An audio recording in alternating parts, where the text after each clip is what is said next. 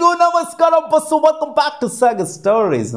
Just ಇನ್ನು ಬರ್ತಾ ಇದೆ ಅಪ್ಡೇಟು ರಿಲೇಟೆಡ್ ಟು IPL ನ ಮೋಸ್ಟ್ ವ್ಯಾಲ್ಯೂಡ್ ಟೀಮ್ ಯಾವುದು, IPL ನ ಬ್ರ್ಯಾಂಡ್ ವ್ಯಾಲ್ಯೂಯೇಷನ್ ಏರಿಸ್ಕೊಂಡಿರುವಂಥ ಟೀಮ್ ಯಾವುದು, ಆಫ್ಟರ್ IPL 2025 ಯಾವ ಟೀಮ್ ಬ್ರ್ಯಾಂಡ್ ವ್ಯಾಲ್ಯೂಯೇಷನ್ ಎಷ್ಟೆಷ್ಟು ಕೋಟಿ ಇದೆ ಅಂತ ಇವಾಗ ಅಪ್ಡೇಟ್ ಬಂದಿದೆ ಮಗ. ಸೊ ಇದು ಆಲ್ಮೋಸ್ಟ್ ಇದು ಒಂಥರ ಕ್ಲೋಸ್ ಇರುತ್ತೆ. ಸಿಕ್ಕಾಪಟ್ಟೆ ರಿಪೋರ್ಟ್ಸ್ಗಳಂತೂ ಬಂದಿತ್ತು, ಬಟ್ ಇದು ಇವಾಗ ಬರ್ತಿರುವಂಥ ರಿಪೋರ್ಟ್ಸು ಹೊಲಿಯಾನ್ ಲಾಕಿ ಅವರು ರಿಪೋರ್ಟ್ ಮಾಡಿರುವಂಥದ್ದು. ಸೊ ಈ ರಿಪೋರ್ಟ್ ಆಲ್ಮೋಸ್ಟ್ ಪಕ್ಕಾ ಕ್ಲೋಸ್ ಇರುತ್ತೆ ಅಂತ ಅಪ್ಡೇಟ್ ಇದೆ. ಸೊ ಒಂದೊಂದೇ ಟೀಮ್ನ ನೋಡ್ತಾ ಹೋಗೋಣ. 10th ಪೊಸಿಷನ್ ಇದೆ ಲಕ್ನೋ ಸೂಪರ್ ಜೈಂಟ್ಸು. ಇವರ ಬ್ರ್ಯಾಂಡ್ ವ್ಯಾಲ್ಯೂಯೇಷನ್ ಬಂದ್ಬಿಟ್ಟು $122 ಮಿಲಿಯನ್ US. ಡಾಲರ್ಸಲ್ಲಿದೆ, ಅಡ್ಜಸ್ಟ್ಮೆಂಟ್ ಮಾಡ್ಕೊಳ್ಳಿ. ಕ್ರೋರ್ಸಿಗೆ $122 ಮಿಲಿಯನ್ ಆಯಿತು ಅಂದರೆ ಲಕ್ನೋ ಸೂಪರ್ ಜೈಂಟ್ಸ್ ಏನಂತ ಈ ಒಂದು ಸೀಸನಲ್ಲೂ ಕೂಡ ಏನೋ ಒಂಥರ ಅಲಿವೇಷನ್ ತೊಗೊಂಡಿದ್ದಾರೆ ಅಂತ ಏನು ಅನ್ನಿಸ್ಲಿಲ್ಲ. ಸೊ ಬಹುಶಃ ಇರ್ಬೋದು ಇವ್ರದ್ದೇ ವ್ಯಾಲ್ಯೂಯೇಷನ್, ಯಾಕಂದರೆ ಹೊಸ ಟೀಮ್ ಬೇರೆ 4 ವರ್ಷ ಆಗಿದೆ ಅಷ್ಟೇ ಬಂದ್ಬಿಟ್ಟು. ಏನು ಆಶ್ಚರ್ಯ ಪಡುವಂಥದ್ದೇನಿಲ್ಲ ಲಕ್ನೋ ಸೂಪರ್ ಜೈಂಟ್ಸ್ ಇರೋದ್ರಲ್ಲಿ. ಇಲ್ಲಿ ಆಶ್ಚರ್ಯ ಪಡುವಂಥದ್ದೇನು ಅಂದರೆ Punjab Kings at 9th position $141 billion million US valuation ಆಗಿ ಇಟ್ಕೊಂಡಿದೆ. ಫೈನಲಿಸ್ಟು ಸೋತರು ಫೈನಲಲ್ಲಿ. ಈ ಸೀಸನ್ ಮಸ್ತಾಗಿ ಆಡಿದರೆ, ಬಟ್ ಆದರೂ ಇವರ ಬ್ರ್ಯಾಂಡ್ ವ್ಯಾಲ್ಯೂಯೇಷನ್ ಅದು ಸಿಕ್ಕಾಪಟ್ಟೆ ಕಮ್ಮಿ ಇದೆ. ಸೊ ನಾನು ಎಕ್ಸ್ಪೆಕ್ಟ್ ಮಾಡಿದ್ದೆ ಇವ್ರದ್ದು ಒಂದು ಟಾಪ್ 6 ಅಲ್ಲಾರು ಇರುತ್ತೆ ಅಂತ, ಯಾಕಂದರೆ ಹಳ್ಳಿ ಟೀಮು ಬ್ರ್ಯಾಂಡ್ ವ್ಯಾಲ್ಯೂಯೇಷನ್ ಕಮ್ಮಿನೇ ಇದೆ. ನಂಬರ್ 8th ಪೊಸಿಷನ್ ಇದೆ ಗುಜರಾತ್ ಟೈಟನ್ಸು. ಸೊ ಇವರ brand valuation $142 million US. So ಇದರಲ್ಲಿ ಆಶ್ಚರ್ಯ ಪಡುವಂಥದ್ದು ಏನೂ ಇಲ್ಲ, ಯಾಕಂದರೆ ಇವರು ಹೊಸ ಟೀಮು ಕಂಪ್ಯಾರಿಟಿವ್ಲಿ ಬೇರೆ ಟೀಮ್ಗೆಲ್ಲ ಕಂಪೇರ್ ಮಾಡ್ತಾರೆ. ಇವಾಗ ನೋಡಿ ಪಂಜಾಬ್ ಕಿಂಗ್ಸು ಅಷ್ಟು ವರ್ಷದಿಂದ ಇದ್ದಾರೆ, 18 ಸೀಸನ್ಗಳಿಂದನೂ ಕೂಡ ಇದ್ದಾರೆ. ಸೊ ಅವ್ರಿಗೆ ಕಂಪೇರ್ ಮಾಡ್ತು ಅಂದರೆ ಇವರೇ ಬೆಟರ್ ಆಗಿದ್ದಾರೆ ಅಂತ ಹೇಳಬೇಕು ಬ್ರ್ಯಾಂಡ್ ವ್ಯಾಲ್ಯೂಯೇಷನ್ ವಿಚಾರದಲ್ಲಿ. ಯಾಕಂದರೆ ಅವ್ರು ಚಾಂಪಿಯನ್ಸ್ನೂ ಕೂಡ ಆಗಿರುವಂಥ ಟೀಮು, ಫೈನಲಿಸ್ಟು ಆಗಿರುವಂಥ ಟೀಮು, ಜೊತೆಗೆ ಈ ಸೀಸನ್ ಪ್ಲೇ ಆಫ್ಸು ಕೂಡ ಬಂದಿದ್ದಾರೆ. ಸೊ ಥ್ರೂ ಔಟ್ ಮಸ್ತಾಗಿ ಪರ್ಫಾರ್ಮ್ ಮಾಡ್ಕೊಂಬಂದಿದ್ದಾರೆ, ಅದರಿಂದನೇ ಈ ಒಂದು ಪೊಸಿಷನ್ ಇದ್ದಾರೆ ಅಂತ ಅನ್ನಿಸ್ತೆ. ಒಟ್ಟಲ್ಲಿ ಪಂಜಾಬ್ ಕಿಂಗ್ಸಿಂದ ಮೇಲ್ಗಡೆ ಬಂದುಬಿಟ್ಟಿದ್ರಲ್ಲ GT ಅವರು. ಸೊ ಇದು ಆಶ್ಚರ್ಯ ಪಡಲೇಬೇಕು. ಆ್ಯಂಡ್ ನಂಬರ್ 7th ಪೊಸಿಷನಲ್ಲಿ ಇದ್ದಾರೆ.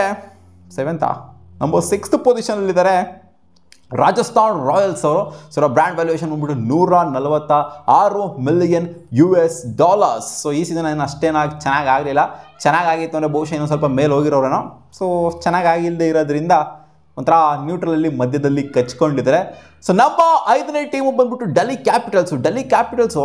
ಮುಂಚೆ ಇದ್ದಂಥ ಡೆಲ್ಲಿ ಡೇ ಡೆವಿಲ್ಸ್ಗೂ ಇವಾಗಿರುವಂಥ ಡೆಲ್ಲಿ ಕ್ಯಾಪಿಟಲ್ಸ್ಗೂ ಸಿಕ್ಕಾಪಟ್ಟೆ ಡಿಫ್ರೆನ್ಸಿಯೇಷನ್ ಅಂತೂ ಆಗಿದೆ. ಸ್ವಲ್ಪ ಮೇಲ್ಗಡೆ ಬಂದಿದ್ದಾರೆ ಅಂತ ಹೇಳಬೇಕು. ಡೆಲ್ಲಿ ಡೇ ಡೆವಿಲ್ಸ್ ಇದ್ದಾಗ ಯಾವಾಗಲೂ ಬಾಟಮ್ ಆಫ್ ದ ಟೇಬಲಲ್ಲಿ ಇರೋದು ವ್ಯಾಲ್ಯೂಯೇಷನ್ ವಿಚಾರದಲ್ಲಿ, ಎಲ್ಲ ವಿಚಾರದಲ್ಲೂ ಕೂಡ ಸ್ವಲ್ಪ ರೈಸ್ ಆಗಿದೆ ಅಂತ ಹೇಳಬೇಕು. ಅವರ ಪರ್ಫಾರ್ಮೆನ್ಸು ಡೀಸೆಂಟ್ ಆಗಿದ್ರು ಕೂಡ ಏನಂತ ಹೇಳ್ಕೊಳ್ಳೋ ಥರ ಇಲ್ಲ. ಸ್ಟಾರ್ಟಿಂಗಲ್ಲಿ ಮಸ್ತಾಗಿ ಆಡಿದ್ರು, ಆಮೇಲೆ ಎಂಡ್ ಚೆನ್ನಾಗಿ ಮಾಡಿದ್ರು, ಮದ್ದೆಲ್ಲ ಡಬ್ಬಾ ಥರ ಆಡಿದ್ರು. ಬಟ್ ಆದರೂ ಕೂಡ ಬ್ರ್ಯಾಂಡ್ ವ್ಯಾಲ್ಯೂಯೇಷನ್ ಅನ್ನೋದು $152 ಕೋಟಿ. ಇದೆಲ್ಲ ಸೀಸನ್ಗಳ್ದು ಸೇರಿಸ್ಕೊಂಡು ಇದೊಂದೇ ಸೀಸನಲ್ಲಿ ಆಗೋಗ್ಬಿಟ್ಟಿದೆ ಅಂತಲ್ಲ, ಎಲ್ಲ ಸೀಸನ್ಗಳ್ದು ಇವರ ಬ್ರ್ಯಾಂಡ್ ಅಂದರೆ ಒಂದು ಟೀಮ್ದು ವ್ಯಾಲ್ಯೂಯೇಷನ್ ಬಂದ್ಬಿಟ್ಟು $152 ಮಿಲಿಯನ್ US. $154 ಮಿಲಿಯನ್ US ಇಟ್ಕೊಂಡಿರುವಂಥದ್ದು ಸನ್ ರೈಸರ್ಸ್ ಹೈದರಾಬಾದ್ ತಂಡ. ಇವರು 5ನೇ ಪೊಸಿಷನಲ್ಲಿದ್ದಾರೆ.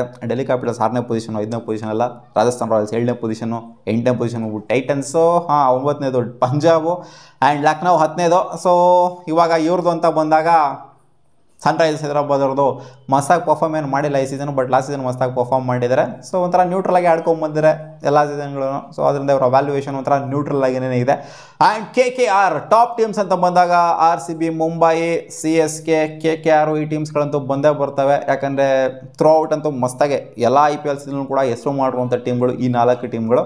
ಸೊ ಅದರಿಂದ $227 ಮಿಲಿಯನ್ US ಇವರ ಬ್ರ್ಯಾಂಡ್ ವ್ಯಾಲ್ಯೂಯೇಷನು. CSK ಸ್ವಲ್ಪ ಕುಸ್ತಿದೆ ಅಂತ ಹೇಳ್ಬೇಕು. CSK ಸ್ವಲ್ಪ ಮೇಲ್ಗಡೆ ಇತ್ತು, ಇವಾಗ ಸ್ವಲ್ಪ ಕುಸ್ಬಿಟ್ಟಿದೆ.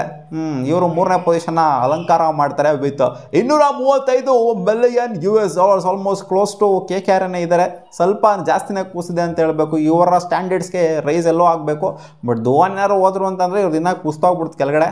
ಸೊ ಹಂಗೆ ಕುಸಿತಾ ಕಾಣ್ತಾ ಇದೆ CSK. ಸಿಂಪಲ್ ಆಗಿ ಹೇಳಬೇಕು ಅಂದರೆ ಮುಂಬೈ ಅಂತೂ ಅದು ಡೌನ್ ಆಗೋದಿಲ್ಲ, ಮೇಲ್ಗಡೆ ಅಂತೂ ಇದ್ದೇ ಇರುತ್ತೆ. 2nd ಪೊಸಿಷನ್ ಇದ್ದರೆ ಮುಂಬೈ ಅವರು $242 ಮಿಲಿಯನ್ US ಮೂಲಕ ಈ ಸೀಸನ್ ಪ್ಲೇ ಆಫ್ಸ್ಗೂ ಕೂಡ ಬಂದರು, ಮಸ್ತಾಗೂ ಪರ್ಫಾರ್ಮ್ ಮಾಡಿದ್ದಾರೆ.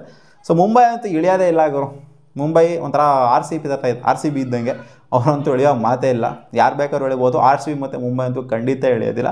ಸೊ RCB $269 ಮಿಲಿಯನ್ US ಇಟ್ಕೊಂಡು ನಂಬರ್ 1 ಸ್ಥಾನಕ್ಕೆ ಏರಿದೆ. ಬ್ರ್ಯಾಂಡ್ ವ್ಯಾಲ್ಯೂಯೇಷನ್ ಅನ್ನೋದು ಇವರು ಎಷ್ಟೆಷ್ಟೇ ಟ್ರೋಫಿ ಗೆದ್ದಿರ್ಬೋದು. ಮುಂಬೈ ಅವರು 5 ಸಲ ಗೆದ್ದಿರ್ಬೋದು, CSK ಅವರು 5 ಸಲ ಗೆದ್ದಿರ್ಬೋದು, ನಾವು ಒಂದೇ ಸಲ ಗೆದ್ದಿರುವಂಥದ್ದು ಟ್ರೋಫಿ.